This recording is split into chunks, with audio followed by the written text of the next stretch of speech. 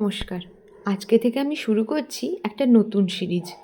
আমার বাড়ির যত যা কৌটো রয়েছে সেগুলোকে সেই রিলেটেড কিছু ছবি এঁকে রাখা। যেমন আজ নিয়ে বসেছি আমার এই চিনির কৌটোটা। চিনি মানে আমার কাছে দুটো জিনিস, মিষ্টি আর ওজন বেড়ে যাওয়া। আর এদিকে আমি মিষ্টি লাভার, তো তাই আমি আমার চিনির কৌটোয় এমন কিছু এঁকে রাখতে চাইছি যেটা দেখলে আমি নিজে নিজেই খানিকটা সতর্ক হয়ে যেতে পারবো। তাই আজকের এই আঁকা। প্রথমে কৌটোটার মধ্যে সাদা রং করলাম, তার উপরে নীল রং।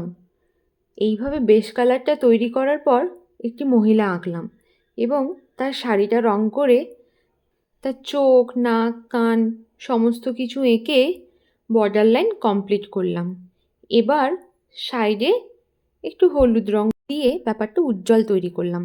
কমপ্লিট মনে হলেও একটু খালি লাগছিল। ও গয়না পরায়নি। যতই হোক সোনার দাম 70-80, বাঙালি মহিলাকে তো গয়না পরতেই হয়। তা দেখুন তো আমার এই চিনির থলি হাতে মহিলাটিকে কেমন দেখতে লাগছে, জানাবেন কিন্তু প্লিজ। ধন্যবাদ।